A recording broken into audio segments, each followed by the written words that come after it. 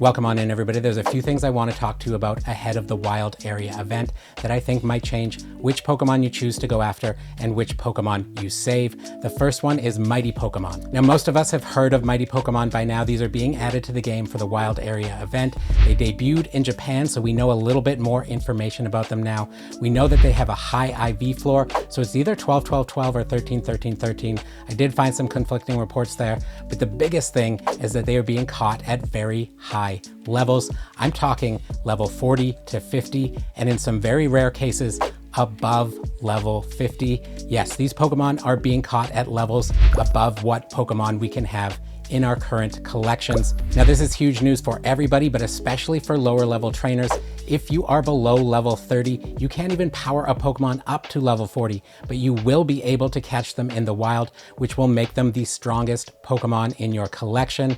And the best part about it is you don't have to use any resources to power them up to get them there. They're ready to go, no Stardust required and no candy required. Now, a couple things to note here. It seems that the Pokemon that are caught over level 50 cannot be leveled up anymore. They're stuck at whatever level they are caught at, but there's still going to be some of the strongest Pokemon in your collection. Definitely the only Pokemon over level 50, saving buddies that you of course have as your buddy, which functions as a level 51 sort of. Now, there is programming in the game to get level 55 Pokemon. This is how those team leader training battles work. If you go into the Master League, they have level 55 Pokemon. So I'm not sure if they're just using that coding or if they've actually added in a way for Pokemon to be maybe level 50 to level 60.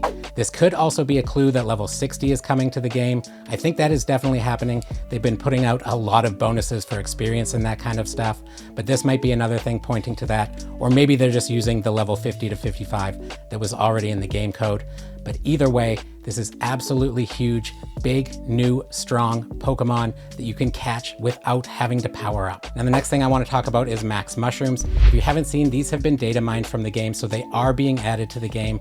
If you don't know what they are, they come from Sword and Shield. You give them to Pokemon that can't Dynamax. It makes them able to Dynamax. Right now, they don't have that feature in Pokemon Go. What they are going to do is boost the attack stat of your Dynamax Pokemon for 30 minutes. However, this does give them the ability to add that functionality in the future, which means if, say, you get a good Toxtricity from a raid rather than a max battle, if you have the bag space, you might want to hang on to it at least for a little bit in case they end up bringing that feature in the future. Again, I don't know that they will bring that in, but I think it's just something to keep in mind. If you end up doing a couple of Toxtricity raids and get a good one, you might want to hang on to it, again, if you can afford the bag space. But right now, we have to say a huge thank you to our mythical members, High Five Louise, Liam, King's Lounge, Body on a Planet, and Kate. Thank you to them for supporting the channel at the mythical level, as well as all of our members and all of you who watch the videos. Come to the live streams, whether you lurk or chat, hit that like and subscribe button. All of that is super useful, makes future videos and live streams possible. I hope you have a great wild area event. Get yourself some amazing Pokemon. Happy hunting, and we'll see you in the next one, friends.